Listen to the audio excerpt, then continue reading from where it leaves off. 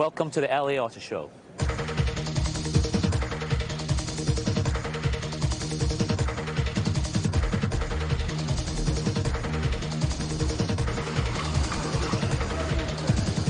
Leaf is our first pure battery electric vehicle. Unlike any other vehicle in the marketplace today, this vehicle has no tailpipe, no engine. It's purely battery electric. 12 Vantage Coupe. On the hood, we have the carbon fiber venting, which allows the 510 horsepower 12-cylinder to breathe properly under heavy driving. The Cadillac urban luxury concept, or we call it the ULC. Normally in a three-door, very hard to get in and out. With this, with the large cantilever doors, makes it quite easy. We have our CT200H. When people usually think about hybrids, they think they're not fun, but Lexus hybrids are fun. It's a little bit darker, edgier side of green. CX-75, the really special part, it has two turbines to charge the battery. It's an extended range car. So rather than just run for 60 miles and run out of electrical juice, you can carry on for another few hundred miles.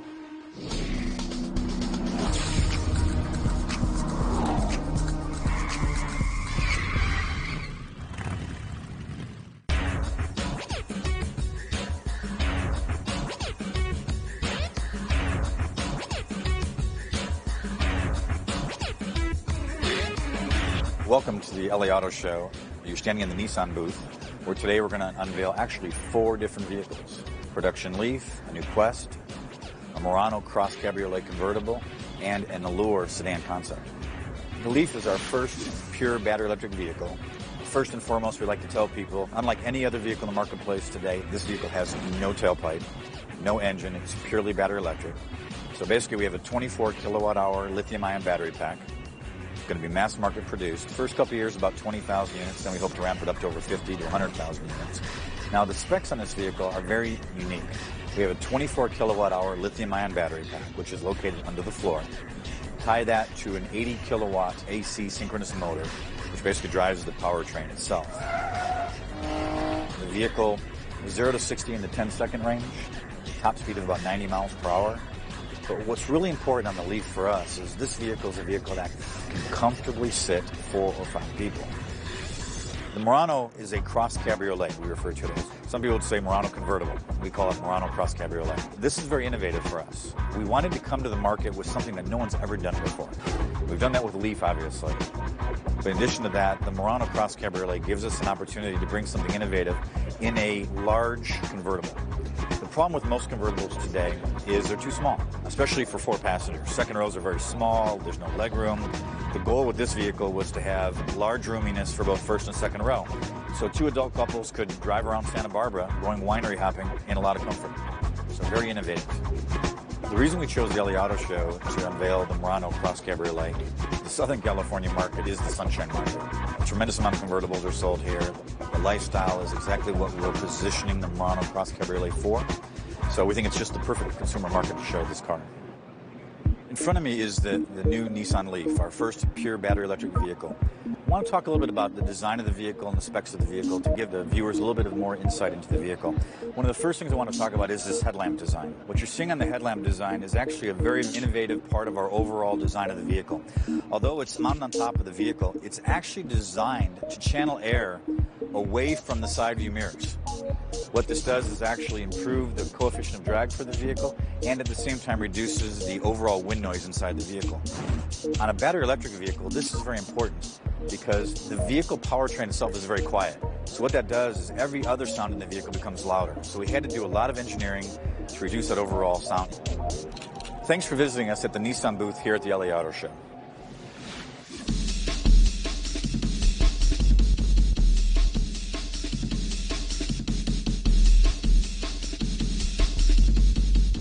My name's Stuart McIntosh. We're here this year showing the new 2011 V12 Vantage Coupe. This car differs from the other cars in that it's only available as a 6-speed manual. Aston Martin will only be bringing 100 cars per year to the US and Canadian market. Effectively, what this car is a development of a V8 range for those clients that wanted the true driving experience. Carbon ceramic braking system mated with a 6-speed manual gives incredible control both on the road and the track. This shares a lot of the parts with the DBS. Unlike the DBS, it does not have adjustable suspension, just one suspension setting. A lot of the clients that have already driven the car with us have already purchased the vehicle, so the car is pre-sold for about 12 months. But it is a car that is being bought by true drivers. The actual engine of this vehicle is built at the Aston Martin engine plant in Cologne in Germany. From there, it's then dyno tested for approximately 12 hours before being created and shipped back to England, where the engine is mated to the rest of the car during the build process. The 12-cylinder engine, 48 valve, produces 510 horsepower and in excess of 420 pound-feet of torque. All of that is accessible at a relatively low 5,000 RPM, with red line pressed at over 7,200 RPM. Some of the differences on the V12 Vantage we have here compared to the V8 Vantage, which is now in its 5th year of production. The first thing you'll notice, especially on the Mako Blue paint, on the hood we have the carbon fiber venting, which allows the 510 horsepower 12-cylinder to breathe properly under heavy driving. And on the front end here, on the lower lip, you'll see that this has a fully functional carbon fiber front splitter. And what that does is it just forces the air down, controls the airflow, and makes sure that it runs flat along the underside of the car. Also exclusive to the V12 Vantage are the 19-inch wheels that we see on this car. Very, very exposed so that you can see the carbon ceramic matrix brakes behind. We use 8 pistons on the back, 6 on the front, which gives an incredible stopping power. And that is the new V12 Vantage. Closed captioning provided by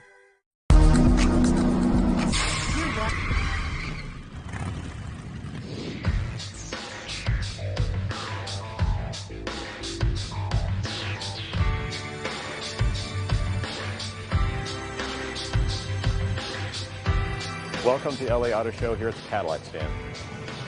I'm Frank Cicito. I'm Director of Advanced Design for General Motors here in California.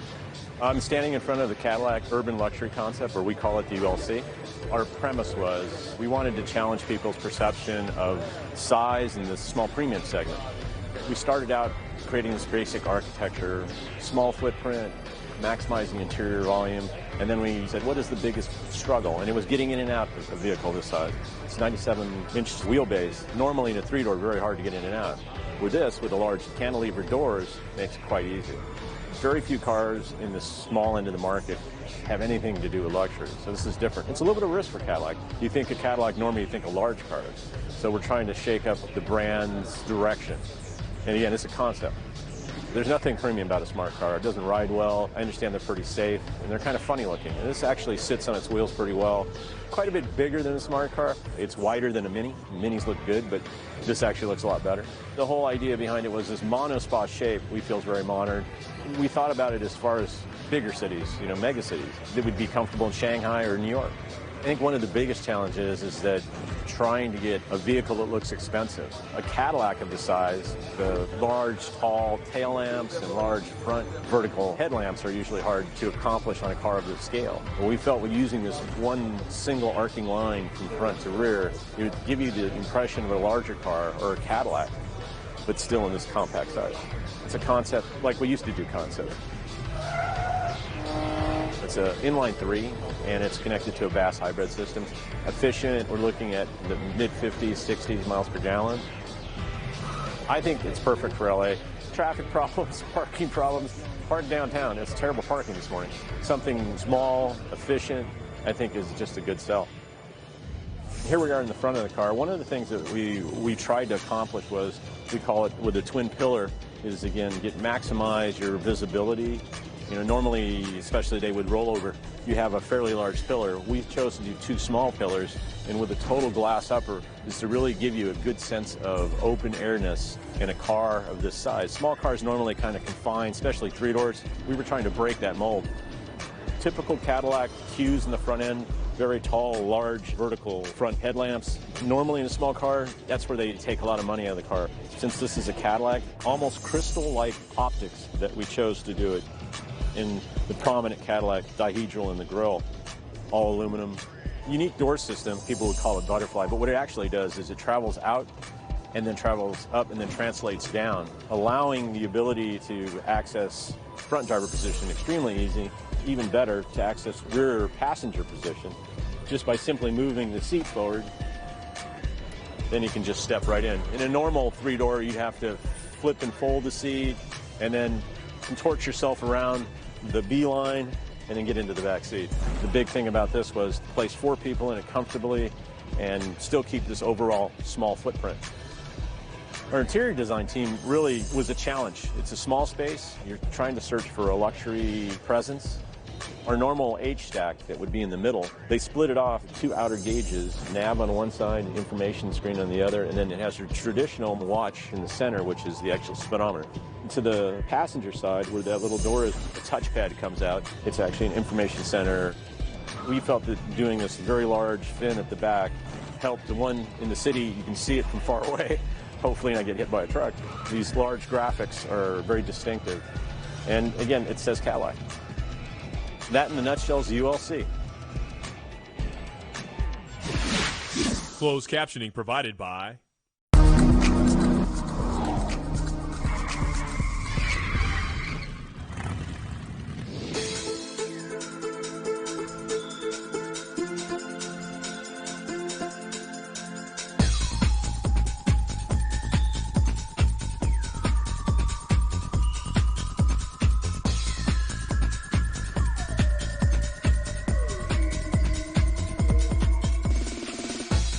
Welcome to the LA Auto Show.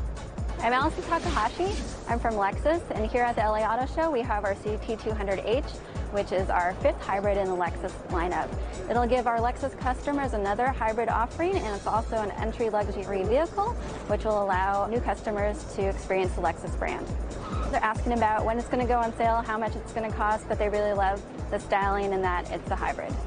LA is a driving kind of town, and people are on the freeways all the time, so it makes sense to have a hybrid in LA.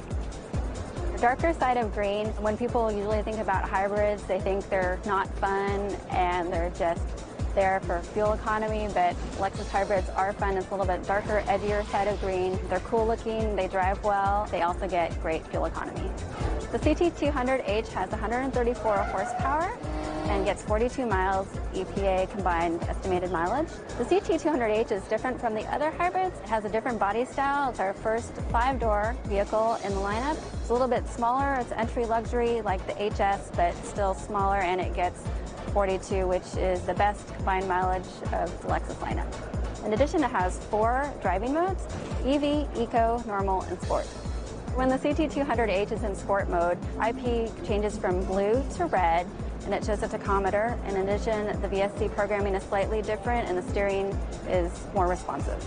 In addition, we have our LFA, which is our supercar in the Lexus lineup. There's 500 globally, and there'll be about 170 in the US. At the LA show, we brought some of our vehicles from SEMA. We have 3 of them here today. We have our HS250H, along with our LS600HL, and our GS450H. They're all modified for SEMA by tuners. It gives it a little bit different look, fresher look, and it shows that hybrids are fun. Thanks for stopping by the Lexus booth.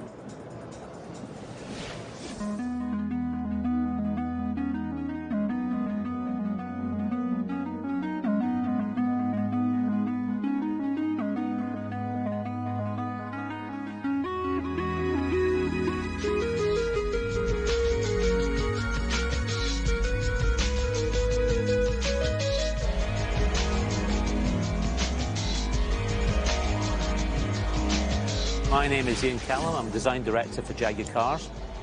Here we have a concept car. It's called CX-75. We've designed it to celebrate 75 years of the Jaguar name. It's a supercar, but what's really special about it is it's an electric supercar. There's 4 motors in it, driving each wheel. But the really special part is it has 2 turbines to charge the batteries, so it's an extended range car. So rather than just run for 60 miles and run out of electrical juice, you can carry on for another few hundred miles using the turbines to charge the batteries. So it's quite unique in that respect. But the really nice thing for me is that we were allowed to design something very exotic. The shape of the car is exactly as designed as we want the shape of the car to be, because the mechanics of it are actually quite flexible. That's the wonderful thing about electric cars, is you can place things almost wherever you want. They're only joined by wires. And so it allows us to create a shape, an overall form that's more about what we want to create rather than something that's determined by what's inside it. So that's been a great thrill for us and great fun as well. We always come to the LA show. We always love coming to California. I mean, who doesn't? It's a great place. But this sort of vehicle is very relevant here. Initially, it's going to be relevant in California and various pockets of the world before anywhere else because there's a great push for electric cars, particularly in this area. And so it's important that people could see that Jaguar was serious about this stuff.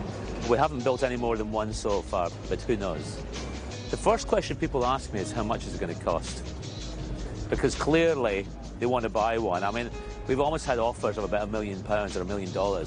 People want to know what the performance is going to be. They want to know when it's going to come out. Of course, we have to be a little bit vague in that because there are no plans at the moment to build it. But the performance is going to be very impressive. Over 200 miles an hour, 0 to 60 in about 3 seconds. Extremely good fuel consumption, of course. We've been working the car for a total of only 7 or 8 months. The technology was available before that. We had the technology before we had the car, and we were looking for a place to demonstrate the technology. The Paris show where it's first shown. It is a very spontaneous project, and that's what I like about cars like this. They are spontaneous. They really get the designers to think very creatively, including myself, of course. It's much more enjoyable that way. You're not incumbent by all the forces of feasibility and costs and everything else. So it's a little bit of an indulgence, but it also demonstrates what we really want to do. All the performance specs at the moment are theoretical. We can calculate all that stuff on computers so well and so accurately. We haven't driven the car in anger yet. We will eventually, of course, but prior to any shows, we have to keep it in one piece, so we'll be very careful. Our research department discovered these turbines by a company called Blade & Jets. It's a little company in England that's producing these little miniature turbines. So that's the key to this. They're actually quite small and they're quite unique. And the way of making them is quite unique as well. And when we discovered these, we realized it had some potential in them. Tata Motors, who own Jaguar and Land Rover, bought a share in this company, so clearly they're serious about using this with some sort of involvement with the car business. And I think it's the size of these that actually allow us to create something that's very special for an electric car. The design of the car itself is really an expression of Jaguar design. We've reinvented the brand with the new XJ and the XF and the XK, of course. We want to get to the next level of design. That's my job. So when you see the car, you'll see it's pure Jaguar, but it's also very modern. It's really based on 3 principles. One is great proportions, and this technology allows that more than ever. Great stance, of course. The car looks strong and powerful. Very pure surfacing and just beautiful lines. That really is the ethos of Jaguar design. We must continue. It's very trendy at the moment to put lots of lines and facets in cars, and we're going to resist that. So it really is about purity, and it's about great proportions. And when you see the car, it certainly has a lot of presence. I think it's beautiful. Closed captioning provided by